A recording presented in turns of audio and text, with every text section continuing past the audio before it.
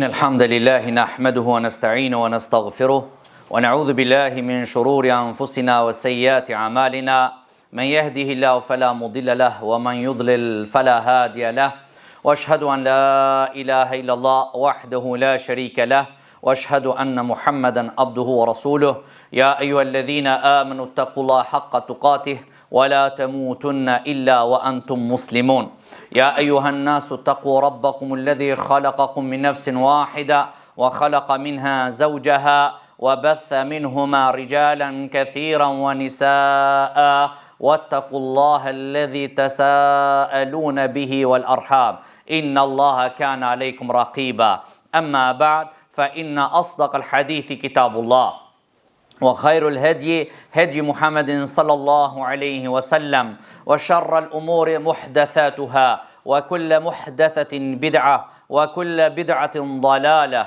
وكل ضلالة في النار أما بعد. Vëllezër të nderuar, ku ka hapësirë hesni në xhami, për shkak se vëllezërit pritin jashtë xhamisë. Nëse ka mundësi, do të jetë zakon te xhamati që ka hapësirë që vëllezërit apo ato që janë në përpuna apo nxënësat që janë në përshkolla normal vinë pak më vonë, që mos të jesën jashtë pa nevojë duke pas xhamia vend hapësirë. Thot biri Omar ibn Khattabit radhiyallahu anhu një njeriu, thot edukoje fëmijën tan se ti je përgjegjës për fëmijën tan, çka e ke mësuar dhe çka e ke edukuar, e pastaj ai është do të mirët në llogari për sjelljen që e ka fëmiu me prindrin. Edukata e fëmijës është me rëndësi shumë. Të ruajmë gjeneratën që na vjen është shumë e rëndësishme. Dukurit negative janë të shumta që jemi duke i parë, duke filluar prej shkollave fillore, të mesmeve, rrjetet sociale, që devijimi i shoqërisë e ardhmërisë është në rrezik. Ky ummet është në rrezik. Edukata e mirë, edukata fetare, është që e ruan shoqërinë dhe e ruan pasardhësit tonë. Nuk do të flasim në aspektin devijimit, largimit, në aspektin të besimit, por do të flasmi vetëm si sjellje dhe edukat. Atë shumë sa kanë ndikur rrjetet sociale edhe njerëzit përreth që kanë devijuar, derisa fëmijët në shkollë fillore duke pi bari, duke pi duhan, duke pi cigare elektronike dhe duke i zgjedhur dhe duke çu dashuri në shkollë fillore. Paramendojni. Fëmijët në shkollë fillore, djali thot kam të dashur, vajza thot e du filani në fillore, o burra, o vlezër, o xhamat, o dashamir. Ku është edukata? Pse kjo të vjen pse të bim në këtë grad? Mos flasna për fëmijët fillore dhe të mesme me ardh dhe me ardh të ftofta që shkojnë. Mos flasna për kërcënimet, mos flasna për vrasjet, mos flasna për barin, mos flasna për cigarën, mos flasna për drogën, mos flasna për komunikacion, vdekja, ndeshjet, shkelja e normave, kërcënimet në rrugë. Këto janë këtë rrezik prej kësaj gjenerate është e dalë. Paramendo ai i cili devijon sot, nesër është kriminal. Nesër do të jetë kriminal i kësaj shoqërie. Ai që devijon sot, nëse ne nuk kujdesna për fëmijën ton, nesër do jetë kriminal i shoqërisë. Po më mirë që ne ti paraprim, që ne të kujdesmi, që të edukojmë gjeneratat, që të ruajmë gjeneratat që na vinë, se nëse devijon që kjo gjenerat, a thu vallë do të kete ndryqim, do të kete mirësi në këtë shoqëri asesi. Nësa i devijan, nësa i bëhet kriminal, paramendosh rezultati ka me të arë pas 20 viteve. Rinia, fëmijët tonë janë shtylla kryesore e shoqërisë. Sa prej njerëzive ne i dim që sa janë konë të vegjël, janë konë me nota të mira, janë konë xhami, po janë konë të sjellshëm me prindrit, po janë konë të mirë me mizhallar, po janë konë sokak shumë të sjellshëm, por gradualisht ne çuditemi se a është çaj që ishte në saf, a është çaj që ju sill ke mirë me prindrit, a është ai person që i respektoj ke mësuesit, a është ai person i cili të jep ke selam. Trishtim. Kush e bëri këtë që të largohet? Është shoqëria e keqe. Lajme të çuditshëm që ta lëtojnë syrin, ta mërzitin zamrën. E pastaj akuzo hoxhallart, akuzo dinin, akuzo. Po mirë, kush i nxiti për devijimin e të rive? Kush është ai që i motivon? Kush është ai që e shet drogën, kush është ai që e shet armën, kush është ai që i cili e shet barin, kush janë ata? Wallahi nuk janë ata hoxhallart të cilët i mësojnë njerëzit nga rruga e drejtë. Asesi. Përkundrazi, janë që i nxitin që të largohen prej këtyre dukurive negative. E ne si besimtar, si musliman, duhet të kujdesmi.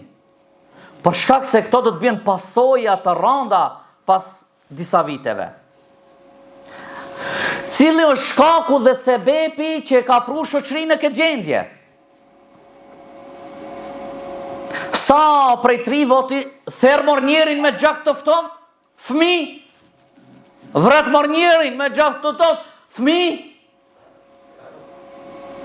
Cilët janë shkaqet dhe sebepet e kësaj? E para është imani i dopt. E dita është edukimi i dopt familjar. E treta është shoqëria e keqe, rrjetet sociale, papunësia që janë bo badjavxhi rinia dhe udhtimi pa prindër, jo në moshën e duhur. Këto janë bazat që e kam prue devijimin e rinis, prej fillore e të nalt. Imani i dopt, kur të jese, normal njeriu e haron Allahun. Kurse njeriu kur ta ket imanin e fort, imani është vetë antibiotik i cili të pengon ti prej veprave të këqija, të ndalë. Se ti e kujton Allahun, e kujton melekul maut, me laçista me shpirtin, e kujton xhenetin, e kujton xhehenemin. Edhe pse nefsi lakmon, por kur ti kujtojsh këto, ki iman të ndalë. E nëse është imani i dom, atër baza e çdo të keqës është këtu. Edukimi i dopt familjar. Edukimi i dopt familjar është zanafilla prej mos kujdesjes së prindve. Ajde se unë e qoj fëmijën në shkollë, ka mësues dhe mësues atje. Ajde që unë e fëmijën në xhami, në herë javët edhe atë këshirë, fillat lexote hoxha dhe shpejt ktheu, në shkon futball. Futbolin nuk ta ban fëmijën të dukur, ta ban sportist do sa me muskuj, apo në boks, apo në karate, apo diçka tjetër. Edukimi është kur të mësojsh dinin Allahut.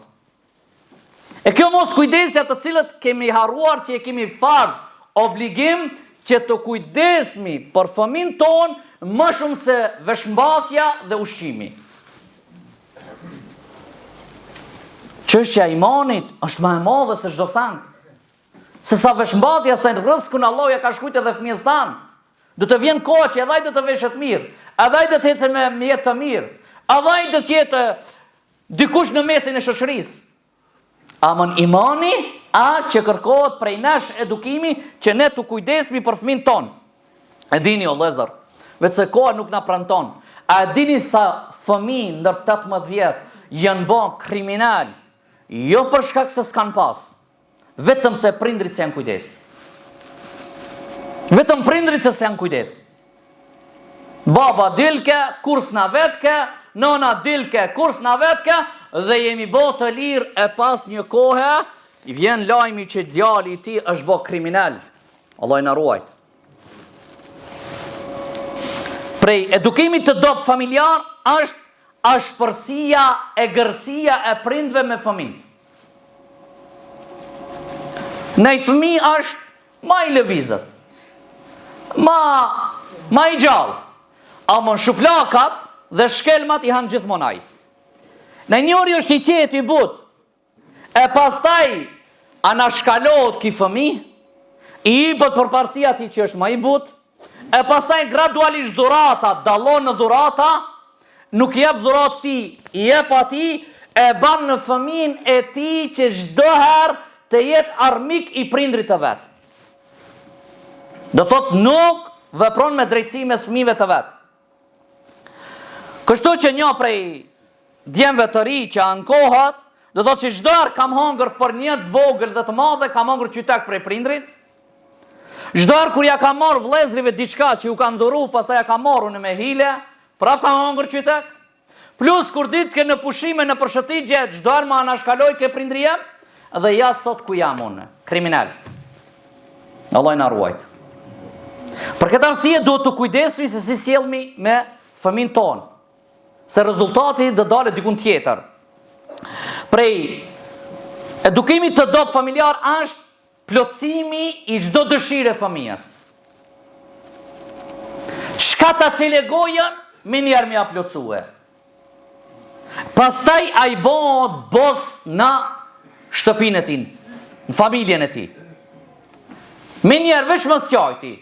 Do në telefon që, do në kërë që, do në këtë po, do në shëti që po, do në këtë po, do në këtë po, do në këtë, pastaj kur vjen një ko, as ti nuk më dëgjon. Se gjithë dëshirat janë plotësue. Prej edukimit të dobët familjar, është shembulli i keq si prind në shtëpi. Baba si bab ban disa sjellje të cilët nuk i kanë hije si bab, si prind apo non. E fëmia si fëmijë më shumë regjistron se sa ti kur i thë vepro kështu. Kur të sheh babën të pi duhan, kur të sheh babën të këshir filma, kur të sheh babën të ushajt, kur të sheh babën të pi bari, kur të sheh babën kështu, kur të sheh babën që i shikon gratë e huja, kur të sheh babën këtë, dhe ai vetëm automatikisht mbas një kohë bëhet njëjtë si ti. Pse? Se nuk ka urrnak model në shtëpinë e vet ki fëmijë. Prej edukimit të dobët familjar është mos pajtimi dhe përleshja mes burrit dhe gruas para fëmijëve. Ka raste ka mos pajtime, por ato mos pajtimet i nxjerrin para fëmijëve. Edhe fëmijën si fëmijë, Allah i ka kriju ashtu që ata të lakmojnë të prindrit. Kur e shohin që prindrit kanë mos marrëveshje, as fëmijëve nuk ju rrihet në shtëpi, do të hikin prej shtëpisë. Mos flasmi për shkorrizimet, që teme gjan është. Por duhet të kemi kujdes kur të kemi mos marrëveshje mes burrit dhe gruas, të kujdesmi si ne të dalmi prej kësaj telashe pa i lëndu fëmin tanë. E ne sa jemi kujdes gjatë jetës tonë, dhe për edukimit të dobët është mungesa e gjatë në shtëpi. Mos prezenca e dy prindve, baba apo nona. Normal si zakon çdo prind tenton të tu bën pasuri, ti bën të lumtur, ta bën të lumtur gruan e tij, fëmijët e tij, por harron që pasurinë më të madhe e ka te ato evlat që ja ka dhënë Allahu. Duke angazhuar me punët e tij, duke angazhuar me biznesin e tij, duke angazhuar me fluturimet e tij, duke angazhuar me shokët e tij pastaj mbas darkë deri në 2-3 natës para sabahit, edhe po ashtu nona, nëse është e punësuar në punë, pastaj me shoqet, pastaj një kafe me dal me pi, fëmijët jesin jetima duke pas prindrit. E kjo është një pasojë e rrezikshme dhe rezultat i cili na vjen neve dhe e shohemi. E pastaj fëmia nuk gjen prehje në familjen e vet dhe tenton të dalë dhe të kërkojë një zgjidhje, një lumturi, një rahati jashtë shtëpisë së vet. Kjo është një problem i cili shkak që e ka pru shoqërinë në këtë gjendje. Tregon një ani prej fëmijëve që ka ndodhur në tokat arabe, që është arrestuar për shkak vjedhjes, djalë i një milionerit, dhe pasaj i thirët baba dhe i thonë, çka ka problemi djalit tonë që i vjedh? Thot mor krejti i ka vesh në të shelegoj një blej me kerr, me laptop, me telefon, gjithë i ka, s'ka nevoj me vjedh. A dini pse ka vjedh? Vetëm se ka pas moralin e keq, sjelljen e keqe. Jo sa i ka pas nevoj për me vjedh, s'ka pas nevoj se gjithë i ka pas në shtëpi. Ai tjetri thot babi më biket laptopin më të ri në shtëpi, vetëm të ri në shtëpi, ai dole me shokët, tha ai vetë dilke prej derës, tha unë ka dera tjetër. Sa ai ka parë në babën. Për këtë të kujdesmi. Kujt i ka ik treni, të kthen raportet me fëmijët e vet. Të shoh gabimet ku i ka bëu, të kthen. Që ne ta bëjmë një shoqëri të mirë, një shoqëri ideale, që nesër ne kur të plakmi, mos pakti të dim se çka kemi lënë pas nesh. Kemi lënë burra të cilët kujdesen për dinin e Allahut subhanahu wa taala apo jo. Lusë Allah subhanahu wa taala që Allah të na falë mëkatet tona. Lusë Allah subhanahu wa taala që Allah të na ruajë shoqërinë tonë. Lusë Allah subhanahu wa taala që Allah t'ju udhëzon të gjithë në rrugën e mbarë. إن الحمد لله نحمده ونستعينه ونستغفره ونعوذ بالله من شرور أنفسنا وسيئات أعمالنا من يهده الله فلا مضل له ومن يضلل فلا هادي له وأشهد أن لا إله إلا الله وحده لا شريك له وأشهد أن محمدا عبده ورسوله اللهم صل على محمد وعلى آل محمد كما صليت على إبراهيم وعلى آل إبراهيم إنك حميد مجيد اللهم بارك على محمد وعلى آل محمد كما باركت على إبراهيم وعلى آل إبراهيم إنك حميد مجيد. Dy, shoqëria e keqe. Shoqëria e keqe është çelësi çdo të keqës.